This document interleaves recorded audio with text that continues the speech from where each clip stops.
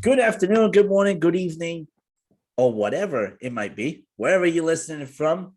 It is Yellow Card Podcast 88, presented to you by Couch Guy Sports. Your host, as always, Diego DJ. I got my boy Chris Jones here right next to me, ready to go. It's episode 88, baby. Episode 88. And we are back into the full swing of things. This episode will be fully English Premier League dedicated, as we will be touching upon transfer windows, our favorite moves so far, 3 moves that we think will be a bust this season, what we see the EPL table looking like, firsthand right now, and who knows, we might even throw in a little surprise in there for what we would think for top 4 will be and what they would look like if they were the top 4 teams. Josie, how you been, brother? Following up with the Fabrizio Romano tweets that keep coming out on a daily basis. A lot of stuff going on in the transfer window. You, sir, you chose to start with the English Premier League. I think that's a great choice. So why don't I turn the table over your way and lead us on? Yeah, I mean, I just think more so because I think in the next couple of weeks we're going to start going over what we think in this league. So we're going to touch upon the EPL today. Maybe next week we're going to dive in to the La Liga or Serie A. The following week do the other one, and then touch upon the Bundesliga and the Ligue 1 as well before the season starts in a couple of weeks. So it's going to be a fun ride. We got a lot planned for this season, so we're going to keep everything nice and good. So let's start off. So why don't we start off here? Well, before we start, a couple of announcements real quick. Number one, Yellow Card Podcast is expanding. Please make sure that if you don't already do so, please make sure that you follow us on our new TikTok channel on TikTok. Make sure that you look up Yellow Card Podcast, and we are there. Jones has already dropped a little bit of content there, over 200 views on each and every single one of those content pieces. So make sure that you're following us. Make sure that you stay connected with us. Make sure that you share your opinions with us as we listen to your opinions very closely. Also, make sure that you're following us on Twitter at at Podcast Card, I should say. Make sure that you're following us there. We're staying up to date with everything. We're getting reports. We're working with sources as well. So we're getting a lot of content ahead of this season. We're super excited, entering into year 3 of this podcast, and it has only been successful thanks to your support. So make sure that you continue following us. Like I said, now on TikTok, on Twitter. Make sure that you follow us on Spotify, Apple Podcasts, and whatever you're listening to when you tune into the Yellow Card Podcast content every week. So let's dive back in. Yes, sir. To start us off here, we're going to go over each 3 transfers that we feel are going to be absolute booms this season. So instead of doing one back and forth, we're going to do 3 all in a row. So I'm going to start first. For me, I'll give the notable one. I think Nick Pope going from Burnley to Newcastle is huge. Newcastle is looking to legitimize themselves here in the table. And I think with that, the back end, at least for their goaltending, is solid now, knowing they have Nick Pope, who has been one of the best at the clean sheets in the Premier League in the past 3 years. Yeah. For me, number 3, I'm going with Calvin Phillips going from Leeds to Manchester City. I think for City, it's great. They'll lose a veteran in Bernardinho, and they're bringing in this young, talented English stud in Calvin Phillips. And I think realistically, he helps shapes up that midfield tremendously. And for them to take a step forward, they needed someone in the midfield, and he is the perfect fit for them. So I think Calvin Phillips going to Manchester City is going to be the 3rd best transfer for this season.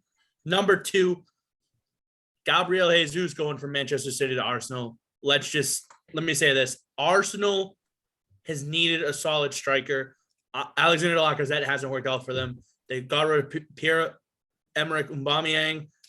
Gabriel Jesus has been very underrated to Manchester City's success in the past. And I think, for me, I like him as a very, very, very much so dark horse to win the Golden Boot this year in the Premier League as well. I love the Gabriel Jesus move for Arsenal. And the number 1 transfer signing that I absolutely love is Richarlison going from Everton to Tottenham.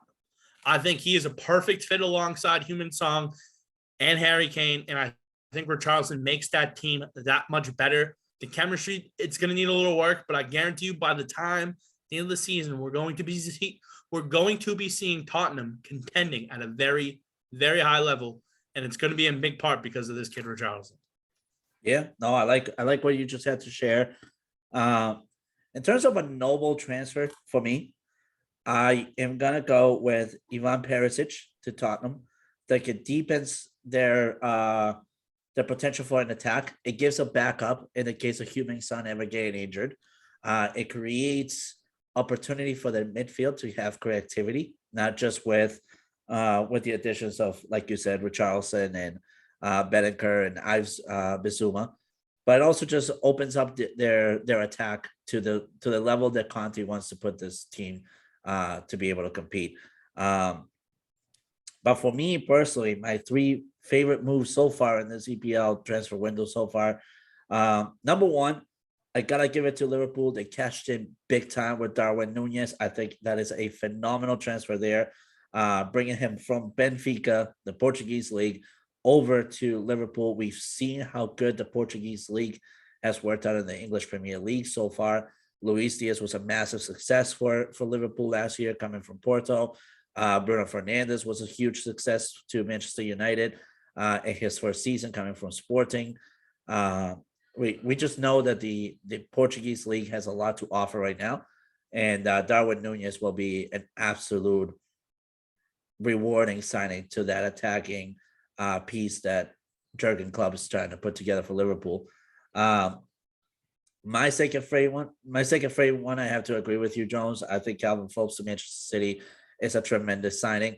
It gives Calvin Phillips an opportunity to impulse his career to a further level, being coached by the best coach there is in the world right now, Pep Guardiola, undeniably the best coach possibly in the world. Gives him the opportunity to be looked at with a higher scope. Should he not like what he sees in Manchester City?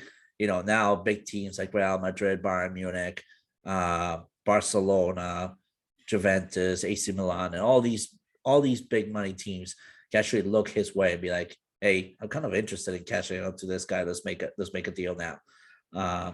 Previously, that wasn't the case with Leeds. I mean, let's be honest with Leeds right now. There's a lot of opportunity. Another noble signing that I actually kind of really like is the fact that Tyler Adams from RB Leipzig is joining Leeds.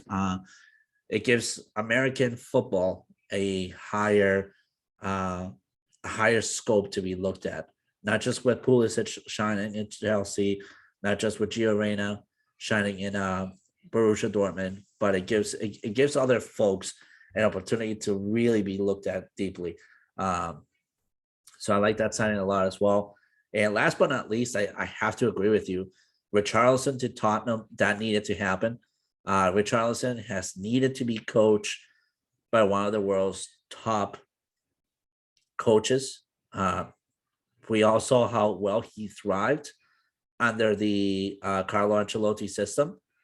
He's gonna thrive in the disciplinary system that Antonio Conte has. As it is, there were reports today of a really harsh conditioning training session that Antonio Conte had, where several of those players collapsed, including Heung-min Son and Harry Kane. Their muscles just gave out because they're not used to conditioning to the level that Conte wants these people to compete. Richarlison was one of the few that actually made it out of it competitively. But it honestly just deepens the attack for Tottenham. It gives them an opportunity to really compete against some of the major front threes in the EPL. Like, you think of Mahrez, Haaland, and De Bruyne being the top three for Manchester City. You're looking at Diaz, Nunez, Salah in Liverpool. You're looking at Sancho, Bruno, and Rashford in Manchester United. You look at which way, there's some major top threes, and for Tottenham that was lacking. And now you have Son, Kane, Richarlison in the front three for Tottenham, and I think this deepens that team. It gives them a new playing system. It gives them an opportunity to actually implement the 3-4-3 system that made Conte so successful at Inter Milan and at previous teams. And I think for Tottenham, this is a perfect system, a perfect schematic with these additions that he's made. I mean, I also need to point out that Antonio Conte has gone in deep for this transfer window. He's gotten some major signings that have needed to happen for their team. He's got Ives Bissouma from one of the teams, West Ham, if I'm not mistaken. He's got Richarlison from Everton. He's got Perisic from Inter. He's got Clement Lenglet from Barcelona. So I mean, he's put in the work. He's put in the work, and I think Paratici and Levy are starting to realize that this guy means business. Let him do what he needs to do, and let him show that he can be successful with his team. I agree with you 100% on all of those. All right, so let's move in. This one, I'll let you kick off here. Give me your 3 transfers that you think are going to flop in the EPL this season. All right, the first one and foremost is Julian Alvarez from River Plate, the Argentinian league, going to Manchester City. He is a top prospect at forward. However, I think with the presence of Erling Haaland, he's not going to get the minutes that the guy needs to get in order to develop in this Manchester City team. And therefore, that signing is going to become more of a loan deal that Manchester City can cash in. It's going to be one of those signings where people like PSG might look to loan his services as a forward to PSG, Barca, Roma, Inter Milan. Any of these teams will look his way to say, "Hey, let me loan him for a year or two, take him off your wages while you're paying Erling Haaland." I think he's going to be a massive flop for Manchester City. Second one, you're going to hate me for this, but I think Gabriel Jesus to Arsenal is a bust. It reminds me a lot of Alexis Sanchez to Manchester United. Reminds me a lot of Carlos Tevez to Manchester City. It just has the makings of that. I know Gabriel Jesus has a lot to offer. He's a great forward and whatnot. But let's also not forget that Pep Guardiola and Mikel Arteta are not one and the same. And Mikel Arteta has had his moments of flop and unsuccess with big signings. The only reason why Martin Odegaard kind of worked was because there were senior members of that team that were able to play at his style and adapt to Martin Odegaard. It wasn't because of the Mikel Arteta coaching system. It was because these people knew how to adapt and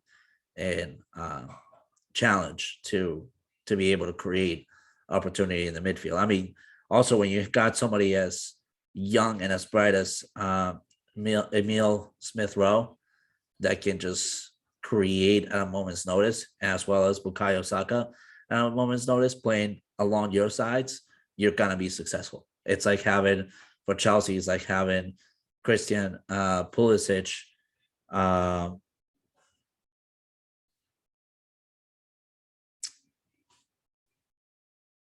Conte, N'Golo Conte, and Kevin De Bruyne in your front three in your midfield. I mean, you're gonna be successful. So I think for Arsenal, Gabriel Jesus will be a flop. And last but not least, I think Nathan Ake to Chelsea is a flop as well.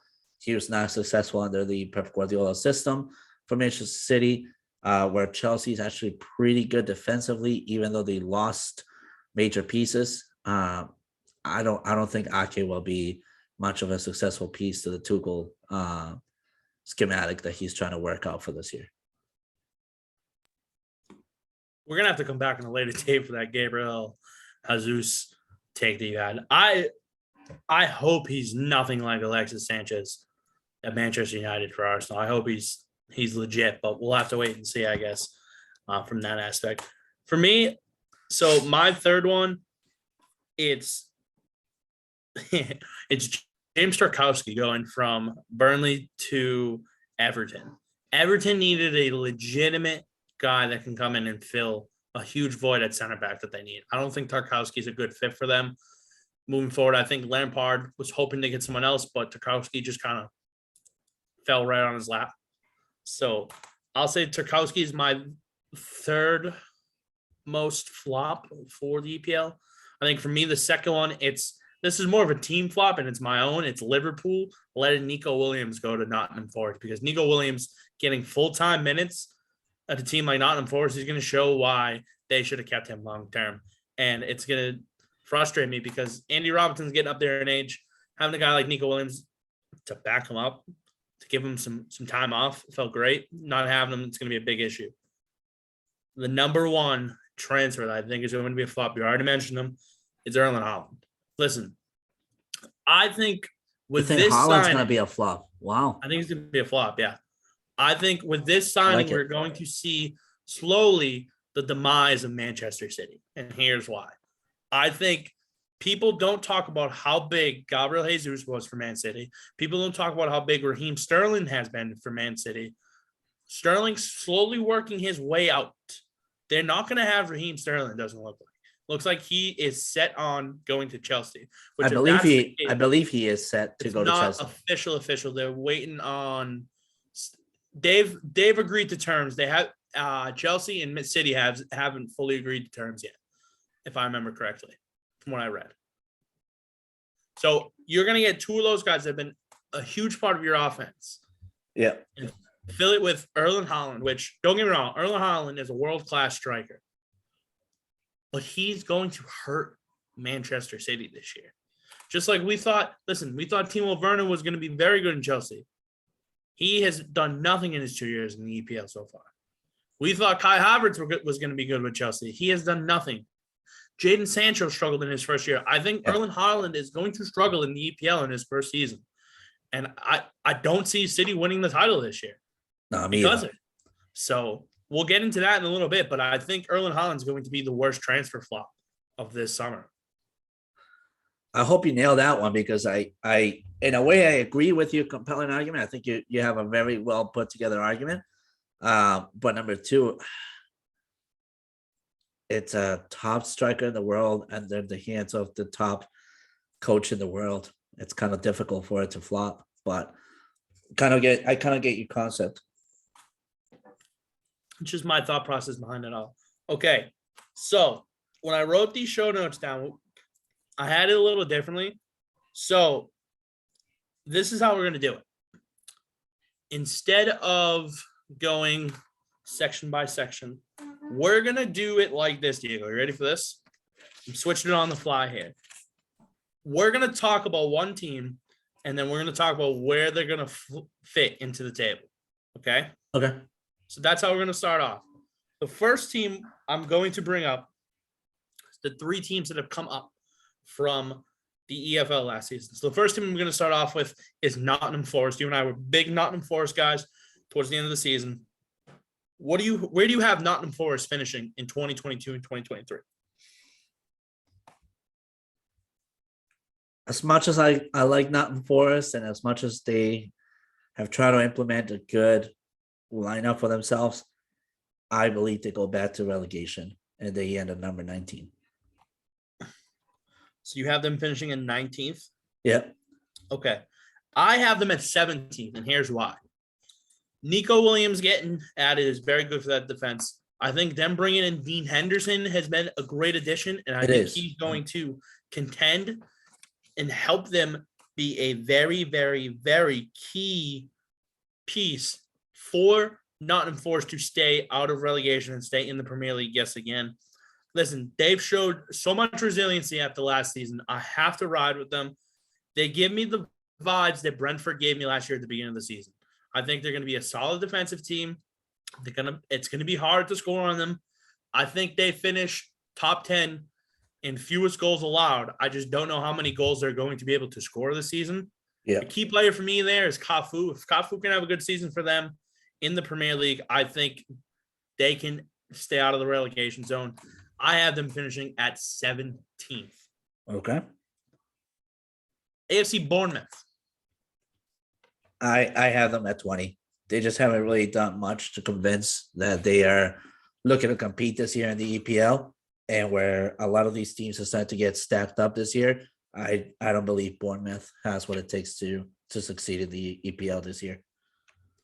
I have them at 19th.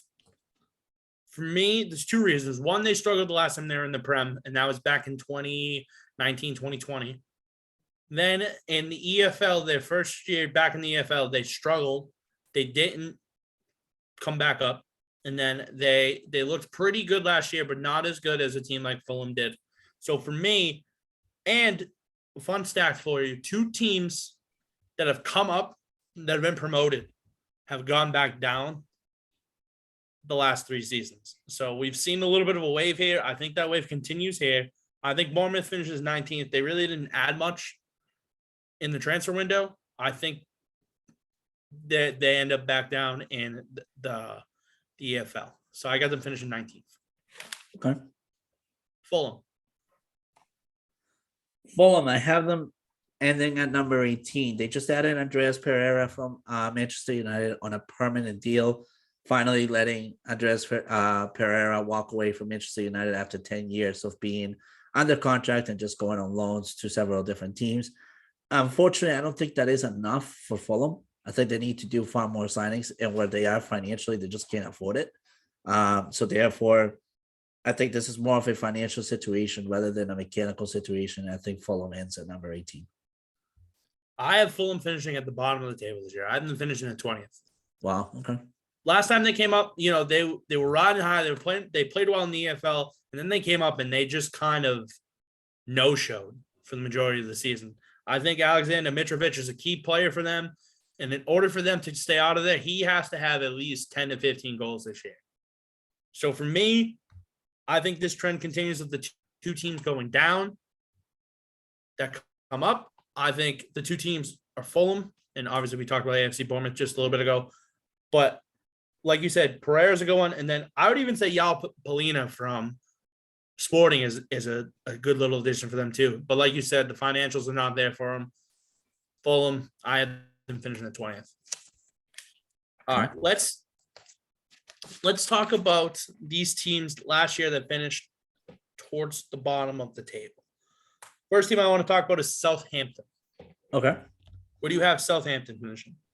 I have Southampton finishing at number 17. I think this is going to be one of the worst seasons so far in the EPL for that team. They just don't have a lot going on for themselves. However, they have enough to be able to be the Burnley of this year's EPL. They have enough to be the pest to some of the middle of the table teams, a little bit of a pest to the top teams, and be able to survive and be able to stay afloat and be at 17. So I have them relegated. I have them finishing 18th. And here's why. So they've struggled mightily since 2017, 2018. 17-18, they finished in 17th at the table, just avoiding it. 18-19, they finished 16th. 19-20, 11th. It was a little bit of a fluke. We all know that. 2021, 15th. 21-22, 15th as well. The key players for them are James Ward-Prowse and Che Adams. If those guys can have solid seasons for them, there's potential that they can easily stay up. But I think, for me, there's too much limbo for this Southampton team. I think they need a year back down in the EFL to get reacclimated and get things back on track. I think that they are I can't talk. I think they're getting relegated this year. Okay. So next team we're going to be talking about, we mentioned them earlier a little bit with some of these transfers that they've brought in and let out. Let's talk about Leeds United. Where do you have Leeds finishing this season? Leeds United, let me see here. Where do I have Leeds?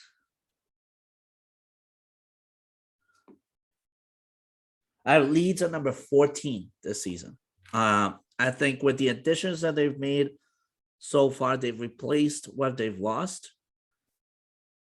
They'll be able to be well coached, but not to the point that they'll be a top 10 team this year.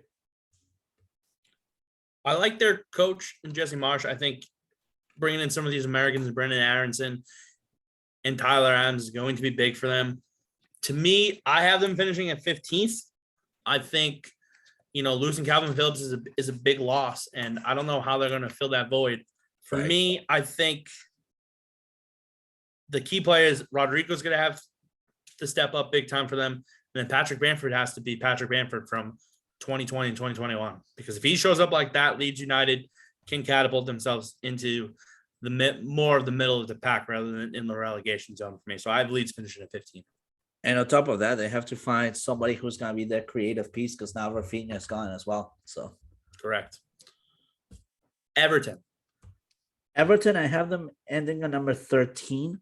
I think this is a good year for them to not rely solely on Richarlison, to create some sort of new style of play for themselves.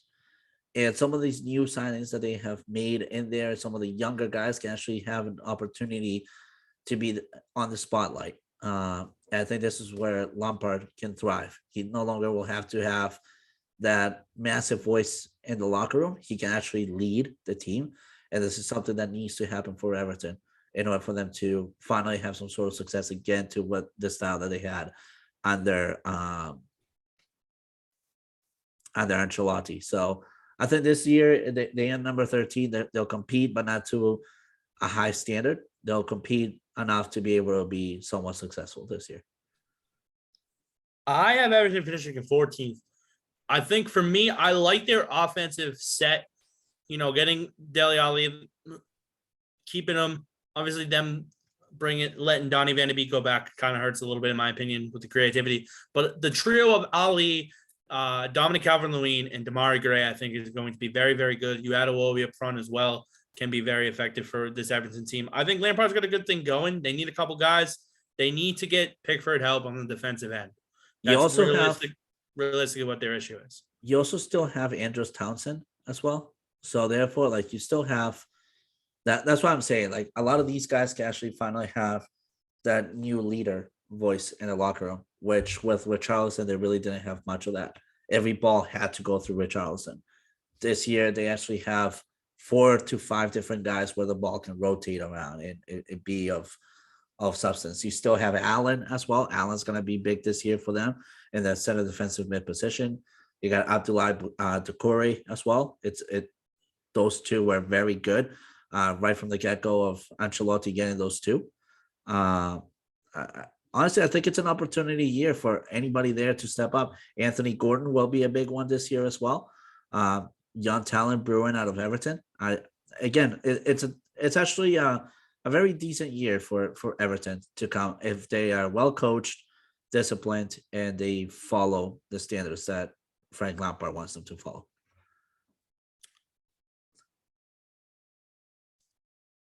Aston Villa. Where do you have Aston Villa finishing? I have Aston Villa finishing at 12. Not a lot going for them this year. Really, not a lot of big signings and all that stuff. They kind of needed some creativity on the wings, and they still don't have that. Forward-wise, it's a shaky forward that they have right now. So I think they'll be scrappy enough to end the number 12, but there's not much going for them, in my opinion. I actually have them finishing in the top 10. I had them at 9. I'm high on them this year, man. I think for me, they got Felipe Coutinho on a full deal. They're bringing in a guy like Diego Carlos that I think can help their defensive side very much so. Yeah. And then getting a solidified backup goaltender in Robin Olsen, I think, is a big move for them. I don't think that it's crazy to say that they can finish in the top 10. I just think they need to be able to take that step forward. And with the head coach right now, I really, really, really think that Aston Villa could finish in the top 10. I have them finishing at 9th. If I was Aston Villa right now, the one signing that I would be looking to make right now, because you can get it done on a free transfer and on a free signing, would be somebody like Luis Suarez. so that you actually have a forward that you can rely on a cheap deal. Because right now Suarez is not going to be looking for top money, especially towards the end of his career, where he maybe has 1 or 2 more seasons of EPL and will have to be to the MLS after that. That's who I would be going for if I was Steve Gerrard and Aston Villa trying to lead this team into top 10 contention. I just can't believe I blanked on Steven Gerrard for a second. It's just one of those, like it's just one of those names you just get jumbled up in your head. You go, yeah, that guy. That's fine. The guy that wears the suits. Let's move on to the next one. How about Brentford? Where do you have Brentford finishing this season? Oh man, Brentford. Unfortunately, I had them ending at number 16. Losing Christian Eriksen is a big impact to them. They relied heavily last year on him. Eriksen is just within the next 48 to 72 hours could be clearing medical testing and all that stuff at Manchester United. It could be announced as their new player of the summer transfer window. So therefore, losing Eriksen it's a big problem for Brentford that they have yet to cover and find somebody that will actually take on that position. So for me, Brentford ends at number 16. They have a decent core. They'll be able to survive, but not to the same exact style of survival that they had last year. And this is where it gets weird because I have Brentford finishing 16th as well. There we go. So for me, no key additions is the big thing for them. Yeah. I think early on in the season when they were this tough, gritty team that people were struggling to score against them, that's when they were good. Like, listen, they were 11th in goals allowed last year, only giving up 56 total, which is a very good feat for them in 38 games. However, they only scored 48. They only scored 48 goals. Yeah. That's where my worry is. I don't know. I'm struggling to think that they could score above 45 this year. I think their offense is going to take a little bit of a hit. I think 16 is a great spot for them because they're still in the Premier League next year. Yep. They're avoiding relegation zone. I think it's close for between Nottingham Forest and Brentford. I might even shake it up later on, but I have Brentford finishing at 16 right now. Okay. Where do you have Crystal Palace? I'm high on Crystal Palace, man. I have them finishing at 11 this year. I think what Patrick Vieira is doing at this team right now is perfect. The only reason I can see them failing and potentially ending at number 15, which is where I have another team ending, is if they actually do lose Wilfried Zaha to Roma. Because Zaha has been rumored for a transfer to Roma, as Mourinho really, really likes what this guy has to offer, wants to put him together with Tammy Abraham at Roma. If they do lose him, that's where Crystal Palace flops. But this year, I have them ending at number 11. I think he's been able to boost the morale of that team, been able to rejuvenate their style of play, been able to really focus as to the youth of this team, because that is a youthful team that they still have. It has given them a new identity, and I think that's what they needed. So you were saying how high you are on them. I'm even higher. I have them finishing at 10th this year, based on the fact that I think that they're going to keep Wilfried Zaha.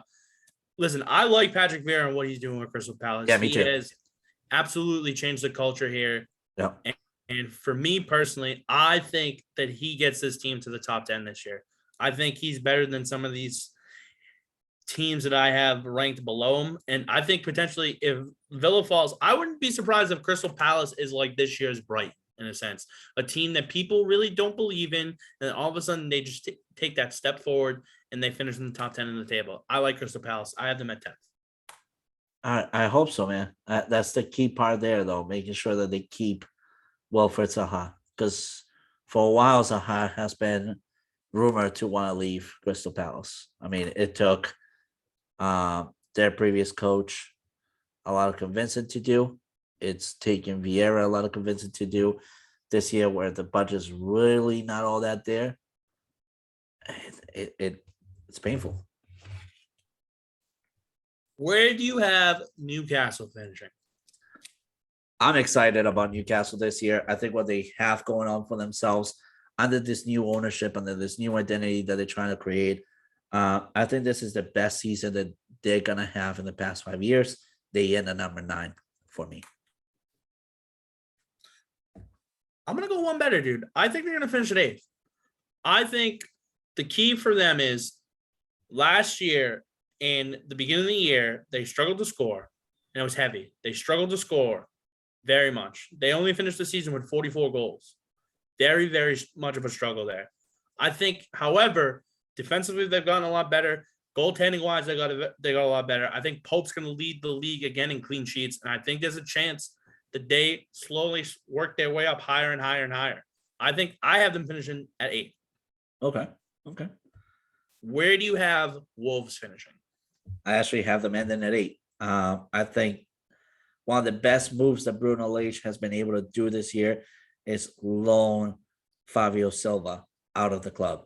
The guy was just taking up space for somebody that can actually come off the bench and be a major differential. I think this year we get to see that. We saw that happen when Adama Traore left Wolves and somebody else stepped in. Now we get to see that with Fabio Silva leaving on a loan deal to then be able to have somebody else step in for Wolves. I think they have a decent core going on. They don't need a lot. They just need good coaching, and they have it. So I think at number 8, it's actually a decent spot for them this year. I have them a little bit lower. I think more so because of the fact that, I mean, don't get me wrong, they're getting Adama Traore back. It's good on their wing, but I just think last year they struggled to score goals. I believe, actually, they finished as the team with the 4th fewest goals last year. I think they were under 40 goals for the entire year. I think they averaged maybe a goal a game. I think they had 38 goals in 38 games, which isn't great. You know, they finished in the top 10 based on the fact that they grinded out a bunch of 1-0 wins and they got some key ties when they needed it to. I had them finishing in 12th. Okay. I hope that Wolves makes a big move, but Jimenez, Traore, Matinho, the guys are still there. I don't know how much higher they can go. I think they take 2 steps back as they finished 10th last season. I mean, it's important to point out as well that Ruben Neves is staying with Wolves this year. No rumors have continued to be spread for him to be linked out to Manchester United. Where Manchester United right now is getting Christian Eriksen, there's no need for Ruben Neves there at all. It'd be just like loading up on cams right now for Manchester United, which would be pointless, especially if they're going after Frankie de Jong and all these other people. It'd be the same cluster that we had when Jesse Lingard, Juan Mata, and all these people were there. It'd be pointless. So for me personally, I think Wolves has what it takes to be at 8, but I can see why you're thinking at number 12. All right. Where do you have Brighton finishing this year? Last year was an interesting season for Brighton. I think they were able to capitalize on a lot of things. This year, I don't see it being that way. They have not made a bunch of moves at all that they needed to make. They have not improved their lineup at all. Nothing has changed for them. Unfortunately, when you are that stagnant, you lose pace of who you were before. Therefore, I see them end at number 15 this year. I don't have them much more higher than you. I'm at 13 in the middle of the table. Look, I mean, they gave up 44 goals last year. Very remarkable. And the key reason why is the fact that they only had 11 losses in 38 matches, which is very much so impressive. However, like you said, they haven't made much acquisitions. They haven't made much moves overall. I don't see them finishing very well like they did the year before. I think they're in the middle of the pack. I have them finishing at 13th. Okay. All right. Where do you have Leicester City finishing? Leicester City, I have them in there at number 10. I think this is an opportunity for what's his name, for the coach there, Brendan Rodgers, to step up again and create some different opportunities for Leicester for creativity wise and as well as identity wise. They haven't made moves at all. I think right now what they're trying to do is save up on the value that they have and continue to build upon it so that the years to come they can actually make big splashes on the transfer windows. I mean, you got contracts like Jamie Vardy, you got other contracts like a couple other folks in there, including their goalie, including Schmeichel coming up. With those two names coming up under contract and needing to either find a new home or be sold, I think that's where Leicester has capital to grow from. And I think this year is going to be more of a status quo season. Therefore, I see them in there number 10. I have them finishing at 11. Listen, they're a middle of the pack team. Even if they make a couple improvements, I don't see them going higher than 10, where you have them at. But I have them at 11. I mean, listen, you got James Madison probably for, I believe he's done in 2024. Yep. So that's a contract that's expiring as well. Jamie Vardy, like you said, Peter Schmeichel. Those are, is it Pete? No, Casper Schmeichel, right? Casper, yeah. Jesus. Oh my God. Leicester City, to me, it's going to go one of two ways. It's either going to go where we've seen in years past, they flirt with the top four the entire year and then falter on the last day. Yep. Or we see a glimpse of what we saw last year, and this was a team that was no better than the middle of the pack. No. And if teams like Newcastle and Wolves played better, they could have finished higher than Leicester City did. So I think Leicester City finishes at 11. Okay. Where do you have West Ham United? West Ham United, they're still a very fun team to watch. Very youthful, very well coached by David Moyes. He's got the right identity for West Ham United right now. I think I see them in at number 7. Another one we can agree on here. I have them at 7 as well. I think for me, big time, I think getting Areola from PSG on a full to be their backup goaltender is going to be huge for them. They really didn't lose much besides Mark Noble obviously retiring. For me, West Ham is good. They're going to need to decide what they want to do with Declan Rice because time's ticking. And we saw Calvin Phillips move. Very, very soon we could see the same happen for Declan Rice. Yep. All right. We've saved this. I'm going to do this now. Where do you have Manchester United finishing? I have Manchester United improving this year quite a lot under the new mentality, but not to the point where I see them being top 2 or top 3 team. I see them in there number 4, just doing enough to be able to secure the spot into Champions League, but I don't see them going any higher than that. I think that if they can cash in on some major deals, then they need to cash in the upcoming weeks, like Anthony from Ajax, Frankie de Jong from Barcelona, as well as Lisandro Martinez from Ajax. I think they have what it takes to be able to contend for a potential 3rd spot, but I do not see them going any higher than that. We're going to know in the first 5 matches whether this Manchester United team is going to finish in the Champions League spot of the table or not. I have them finishing as 4th just because I think Ten Hag is that good. I think he's good enough to get this team back in shape and to get this team where they need to go. Yep. Not much. Listen, the last couple summer transfer windows have been huge for you guys. Not much really in this aspect.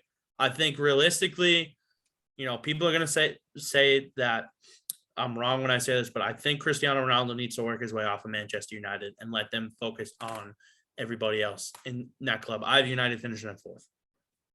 And I mean, we got some players coming back as well from previous loan deals, repurposed as well.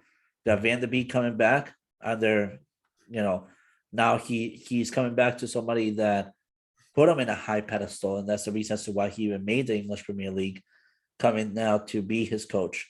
You got Anthony Martial trying to be repurposed because he failed in Sevilla heavily and trying to revalue himself. You got Marcus Rashford coming back this year, trying to be physically well prepared because he knew that last year the reason he was a bust was because he didn't take care of his body at all. I don't know where Sancho will be here. I think if the Ten Hag system really works for Sancho, we will see that creative piece that Sancho was when he joined United from Borussia Dortmund. But if Sancho can't seem to align with the Ten Hag system, it's one of the biggest failure signings Manchester United has had in the past 5 years.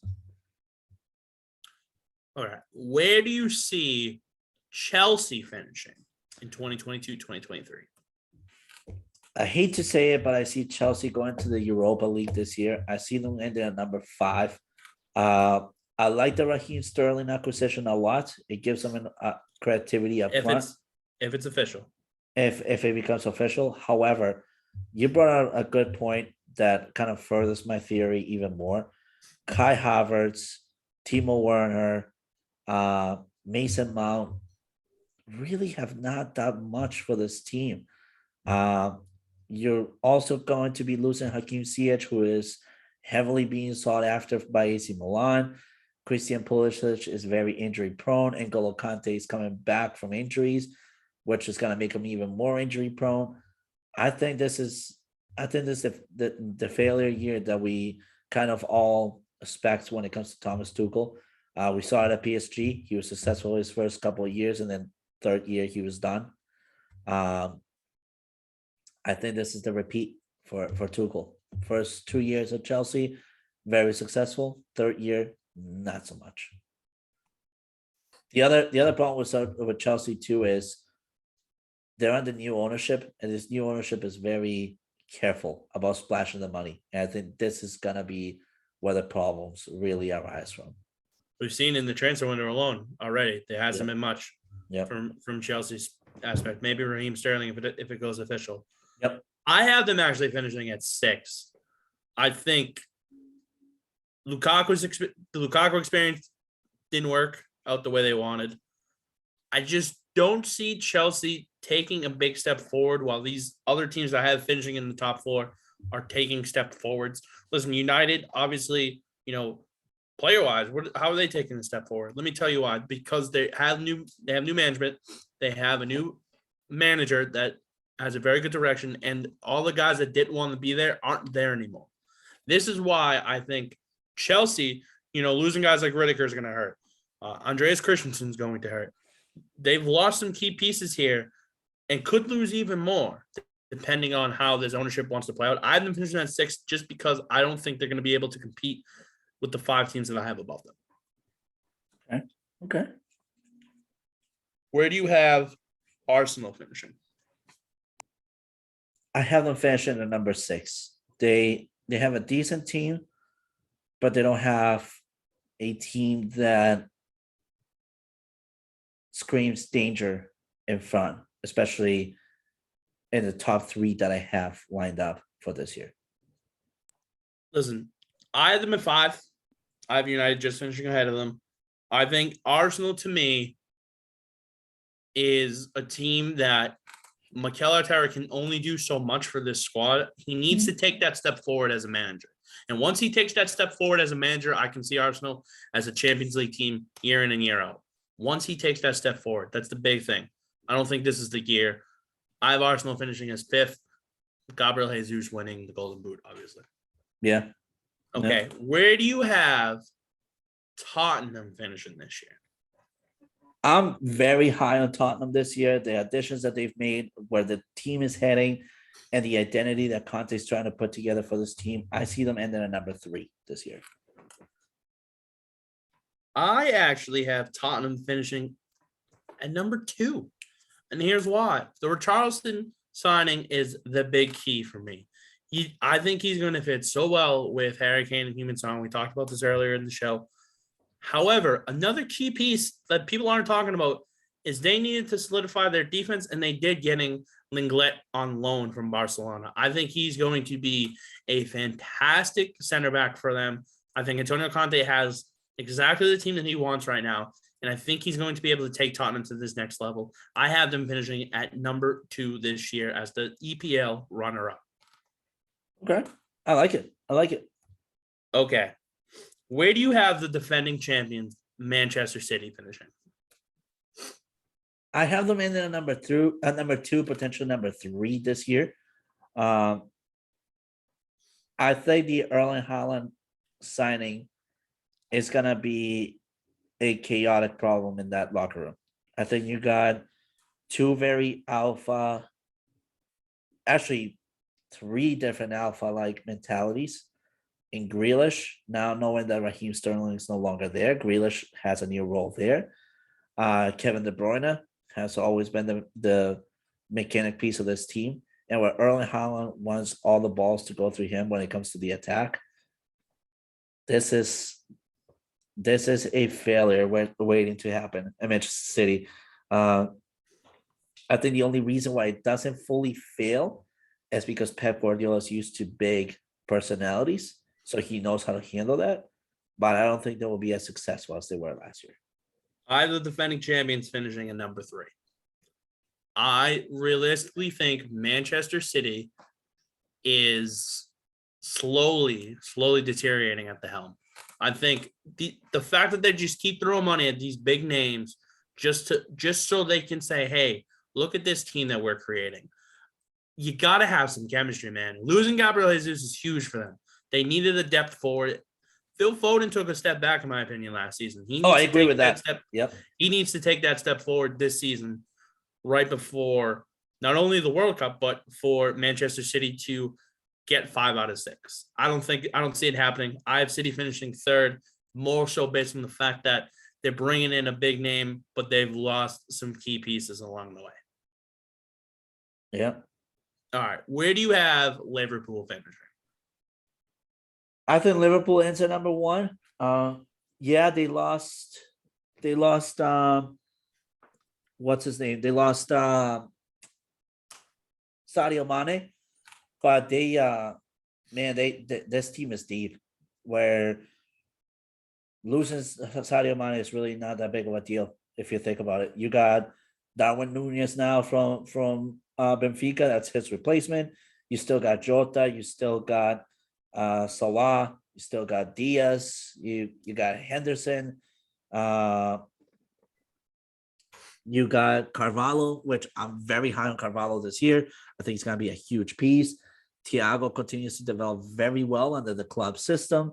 Fabinho is going to be a big piece as well. Konate is going to be big for Liverpool's defense. This is too deep of a team to fail. And if it fails, it's because issues in the locker room. That is the only way I see it failing. But this team has very good chemistry. They all get along with each other. Firmino looks repurposed. I really think this is Liverpool's year to claim it all. And where they have a chip on their shoulders from last year, this is the team that can take it all. After losing the Champions League final the way they did, this team is coming back with a vengeance. Obviously, the loss of Sadio Mane is huge, but I also have Liverpool winning the EPL for the 2022-2023 season. Here's why. I think this team, their depth is humongous. We've said it before. Listen, and another thing you forgot to bring up is they re-signed Joe Gomez. Joe Gomez, who has been fully rehabbing and getting healthy. That three-headed monster back there of Gomez, Konate, and Virgil van Dijk is going to be amazing. Alisson Becker is going to continue to show why he is one of the best goaltenders in the world. Trent at right back is just phenomenal. He is probably the best right back in the Premier League now. You can't forget about Robertson either. Robertson's huge. You can't forget about Andy Robertson as well. That whole back line is solid. The midfield is getting there. Carvalho is going to have a fantastic season for Liverpool. Very much so depth-wise. Obviously, I was hoping for Jude Bellingham, but I think Carvalho is a very good second prize for that. And then Darwin Nunez going along with Luis Diaz, Diego Jota, Mohamed Salah, Roberto Firmino up front. It's going to be very hard to stop this Liverpool team in the Premier League this year. I think there's potential that they can score 100 goals in 38 games. Yeah. I like this Liverpool team to win their second title in 6 years. Okay. So we've gone over the predictions of the table. Why don't you give me quickly your sleeper team? That this is a team. So you have everybody ranked where you're at. Who is your sleeper team for the 2022-2023 EPL season? I think Tottenham will be my sleeper team. Yes, we're high on them, but I think maybe the credit is not given enough, and maybe they could thrive to the point that they could even win the EPL this year. Who knows? Maybe Liverpool might have a fluke at some point throughout the season that might cost some points, and that's where Tottenham cashes in. Who knows? Manchester City could easily slip and fall. That's where Tottenham cashes in as well. I think right now the problem for the EPL is going to be Tottenham, and I think that's the sleeper team that everyone fell asleep at the wheel on, and letting Conte do whatever he can do, and Conte's going to prove people wrong. My sleeper team, I'm going with Aston Villa. Listen, Steven Gerrard's got a good thing going for them. I think if they can make that acquisition and get Luis Suarez, I think would be tremendous. Don't get me wrong. But even without him, I think this team has the potential to take a big step forward. Given Steven Gerrard a whole entire year with this squad, I'm very happy about it. I had Aston Villa as my sleeper team. Okay. Any final thoughts before we end episode 1 of season 3, the Yellow Card Podcast? Man, not much. EPL is more exciting than ever before. It just when you thought the excitement was real, it goes to a whole other level. This is why every player in the world wants to come to the EPL. This is exactly why. So can't wait. Can't wait for another year. Me either, man. It's going to be exciting. This is the year where I see Liverpool win the title on this podcast with my good friend Diego. Yeah, no, and I agree with you too. I mean, when have I ever agreed on potentially Liverpool winning the title? So never once. Exactly. So from us here at the Yellow Card Podcast, make sure, like we said, you're following us on TikTok at Yellow Card Twitter. Pod. Make sure you're following us on Twitter.